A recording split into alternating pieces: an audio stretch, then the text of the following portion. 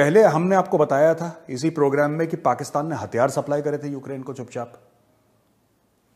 पाकिस्तान फिर से double game खेल रहा है। देखिए, पाकिस्तान का डबल गेम का बहुत पुराना इतिहास है इन लोगों का। ये अमेरिका से भी पैसे लेते थे और तालिबान के साथ भी खेलते थे ये। फिर उन्होंने अमेरिका से पैसे लिए, तालिबान को धोखा दे दिया, तालिबान की सरकार बनवा के काबुल में अमेरिका को धोखा दे दिया। अब ये सब देखिए, टेलीविजन पे क्या कहते हैं ये लोग पाकिस्तानी, टेलीविजन पे कहते हैं कि रूस हमारा बड़ा अच्छा दोस्त है। जी, रूस तो साडा यार है, रूस तो साडा भरा है, ये पाकिस्तानी कहते रहते हैं, ठीक है। लेकिन पीठ पीछे ये वेपन सप्लाई कर रहे हैं, मोटर और रॉकेट सप्लाई कर रहे हैं यूक्रेन को। और अब ये सामने रूस के एक बड़े जिम्मेदार और बड़े सीनियर शख्स ने यह इल्जाम लगाया पाकिस्तान पे कि भाई लोग न्यूक्लियर टेक्नोलॉजी भी यूक्रेन के पास पैसा होगा, जाहिर सी बात है, दे दिया थोड़ा सा, पाकिस्तानी लग गए, चलो बेच के पैसा कमाते हैं। क्योंकि और क्या करेगा पाकिस्तान, और है क्या पाकिस्तान के बारे में जो पाकिस्तान बेचे या एक्सपोर्ट करे। तो ये उन्होंने बड़ा एक जबरदस्त इल्जाम लगा दिया है। ये आर्टिकल जिससे मैं कोट कर रहा हूं कह रहा Pakistan has been accused in the past of helping North Korea, ठीक है, to create nuclear bombs in lieu of missile technology. It has also been accused of helping Libya with the nuclear program in the past.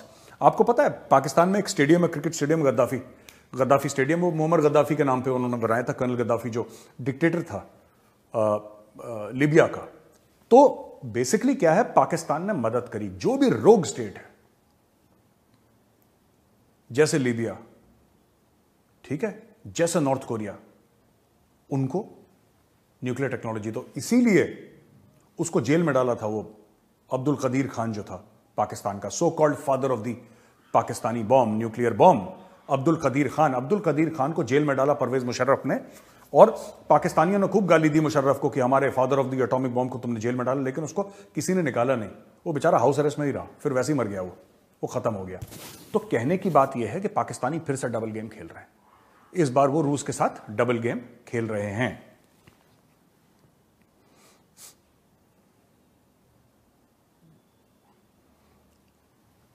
अच्छा, हमने आपको बताया था कल कि शहबाज शरीफ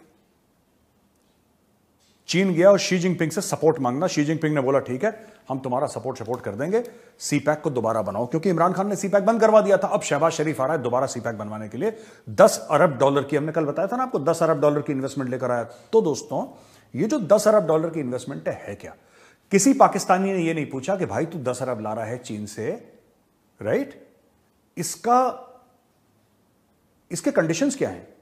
क्योंकि शहबाज शरीफ कह रहा है इन्वेस्टमेंट, और यहां पे जिसने भी थोड़ा सा कॉमर्स पढ़ी और फाइनेंस पढ़ा हो उसको यह पता होगा कि इन्वेस्टमेंट पे आरओआई होता है, रिटर्न ऑन इन्वेस्टमेंट। तो जनाब, रिटर्न ऑन इन्वेस्टमेंट क्या है? किन शर्तों पे चीन ने यह पैसा लगाने की कोशिश करी है पाकिस्तान में, या लगाएगा, जो भी XYZ है, शर्तें क्या हैं? कब तक पाकिस्तान को पैसा वापस करना है? चीन सोच रहा है, मैं आपको बता रहा हूं हो क्या रहा होगा पीठ पीछे, और पाकिस्तानी दिमाग कैसे चलता है, because I understand Pakistani is very well. China ने यह सोचा होगा कि हमने पाकिस्तान को पैसे दे दिए, अब हमने इनकी गर्दन पकड़ ली, ठीक है। पाकिस्तानी ये सोच रहे होंगे कि तुम्हें गर्दन पकड़नी है, जो मर्जी पकड़ना है पकड़ो, हमने तुम्हारे पैसे वापस देने नहीं है वैसे भी, ठीक है। जिसकी इज्जत नहीं उसकी बेइज्जती क्या होगी, साफ सीधी बात है। मैं इस चीज में पाकिस्तानियों को एडमायर करता हूं, वेरी क्लियर। जब पैसा ही वापस नहीं देना तो फिर टेंशन क्यों लेना कि उसने 3% पे दिया, 8% पे दिया, 100% पे दिया उसने, उनको पैसा वापस ही नहीं करना उनका, चाइना का। तो चाइना पैसे डालेगा, गड्ढे में चले जाएंगे। और चाइना ने जितने पैसे डाले हैं वो भी गड्ढे में गए हैं। $25-26 अरब तो ये भाई लोग खा गए। इसीलिए इमरान खान ने बंद करवाया था। पहला काम, जो बढ़िया काम इमरान खान ने करा, उसने सीपैक बंद करवाया। उसने सिर्फ ये बोला कि अगर आपको इन्वेस्टमेंट करनी है सीपैक पे, आप जबरदस्त कीजिए, आपका वेलकम है इन्वेस्टमेंट करने का। लेकिन कौम को ये इमरान खान के बयान में बता रहा हूं कि कौम को कम से कम ये तो बताएं आप कि आप जो हमें पैसे दे रहे हैं उसमें कितना ब्याज होगा, हमें कब वापस करना है, हमें कैसे वापस करना है, इसकी शराइत क्या है। यही तो इमरान खान ने पूछा, और इमरान खान ने क्या पूछ लिया? तो वो बुरा आदमी बन गया कि इमरान खान तो चोर है, फ्रॉड है। इमरान खान ने सिर्फ इतना ही पूछा था कि दोस्तों ये सीपैक का मामला है क्या, जरा बताओ तो हमें भी समझाओ, हम भी समझ लें, हम भी पढ़ लेते हैं थोड़ी सी अंग्रेजी, हमें भी बता दो क्या लिखा है। आउट नहीं करा इन लोगों ने। आज की तारीख में चाइना पाकिस्तान इकोनॉमिक कॉरिडोर को एक चूरन की तरह आवाम को पाकिस्तान में बेचा गया है। आवाम को भरोसा है, विश्वास है कि सीपैक से सब कुछ ठीक हो जाएगा और गोरे लगेंगे लाइन पे पाकिस्तानी हाई कमीशंस के सामने और पाकिस्तानी एम्बेसीज के सामने कि जी हमें पाकिस्तान का वीजा दे दो, हमें पाकिस्तान का सिटीजन बना दो, ठीक है, हमें पाकिस्तान में रहना है, पाकिस्तान में जॉब करने। ये सब चूरन खिला रखा है लोगों ने। Fact of the matter is कि कोई बाहर से खुजली वाला कुत्ता तक नहीं आया अंदर। कल भी हमने यही बात करी थी कि सिर्फ चाइना क्यों इन्वेस्ट कर रहा है और मुल्क क्यों नहीं कर रहे इन्वेस्ट। ये जरा पूछने की बात है और सोचने की बात है। देखो, खाली हाथ कभी कोई पाकिस्तानी प्रधानमंत्री नहीं आए। ये जाते हैं किसी के दर पे तो कुछ ना कुछ लेकर आते हैं, ठीक है। बंदे की चप्पल ही चोरी कर लें शी जिनपिंग की, मैं बता रहा हूं आपको, ये शी जिनपिंग की चप्पल चोरी करेंगे लेकिन ये वापस खाली हाथ नहीं आएंगे। और ये चीज एक बड़ी एडमिरेबल क्वालिटी है, ठीक है। ये लोग, एक कॉन्सेप्ट है पाकिस्तानी जो सिटीजन्स जिनको वो प्रधानमंत्री अपना बना देते हैं, फौज उनको प्रधानमंत्री बना देती है, टॉप जो है पाकिस्तान का, उनमें एक कॉन्सेप्ट है कि यार इज्जत जो है ना वो आने जाने वाली चीज है, इसमें इमोशनल नहीं होते। इज्जत जो है वो आने जाने वाली चीज है, इसमें इमोशनल क्यों होना। तो वो लोग इमोशनल नहीं है, वो मांगने गए हैं और कुछ ना कुछ लेकर आएंगे, आप देख लीजिएगा। अभी तो एमओयू साइन करे हैं, एमओयू कितने के बनते हैं, क्या बनता है, वो एमओयू ट्रांसलेट होता है कि नहीं होता कॉन्ट्रैक्ट में, वो किसी को नहीं पता। क्योंकि सऊदी अरब ने भी बोला था कि हम 10-20 अरब डॉलर पाकिस्तान में डाल देंगे, और फिर पता नहीं सऊदी अरब मुकर गया। उसके बाद तो पाकिस्तानी बड़े बंगले शंगड़े डाल रहे थे कि अब तो नोट आ गए हमारे पास, नोटू आ गए। लेकिन fact of the matter is China फूंक फूंक के कदम रखेगा। लेकिन ये भाई लोग हैं, ये कुछ नहीं, उसका बटुआ ले आएंगे शी जिनपिंग का, शी जिनपिंग की पैंट जैकेट ले आएंगे, चप्पल ले आएंगे, कुछ ना कुछ, खाली हाथ वापस नहीं आने वाले पाकिस्तानी दोस्तों। अब देखिए, इसमें जो है एक यूके का एमपी है, इंग्लैंड का, इंग्लिस्तान का एक मेंबर ऑफ पार्लियामेंट है, खालिद महमूद है इसका नाम, ठीक है। खालिद महमूद ने इमरान खान की बड़ी तनकीद करी है और इमरान खान को बड़ा क्रिटिसाइज करा है। खालिद महमूद कहता है कि ये मैं कश्मीरी हूं, ये सब झूठ बोलते हैं। वहां पे पाकिस्तान में कश्मीरी बहुत कम है, ठीक है, बहुत कम है, ये सब झूठ बोलते हैं। हम कश्मीरी कश्मीरी सब लोगों को दिखाने के लिए, क्योंकि पाकिस्तान में कश्मीर की एक ब्रांड वैल्यू है, तो लोगों को स्टोरी सुनानी होती है कि जी हम कश्मीरी, हम ये। आधे तो अपने आप को अरब भी बोलते हैं ना कि हम अरब से आए थे, घोड़े में बैठ के हमारे बाप दादा आए थे।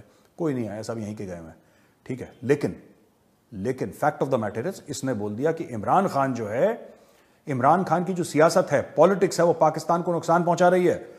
एमपी खालिद महमूद का कहना है, as a person of Pakistani Kashmir background, देखो Pakistani Kashmir background, who has served in the British Parliament for 21 years after 6 general elections and is the longest serving member of Pakistani Kashmir origins and a Muslim।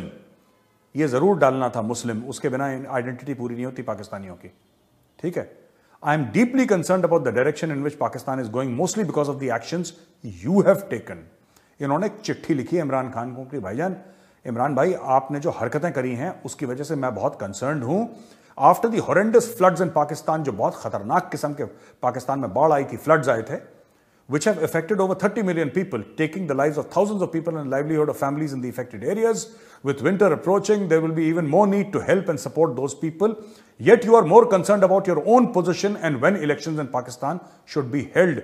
3 crore से ज्यादा लोग इस flood से impacted हैं, हजारों लोग मर गए, लोगों के घर बार खत्म हो गए, लोगों के घर बार अस्त व्यस्त हो गए, जिंदगी अस्त व्यस्त हो गई। लेकिन उनको हेल्प, उनको सपोर्ट, उनकी मदद करने के अलावा आप सारे काम कर रहे हैं और आपका सिंगल पॉइंट फोकस है कि भाई कुर्सी पे मैं कैसे बैठ जाऊं, ठीक है।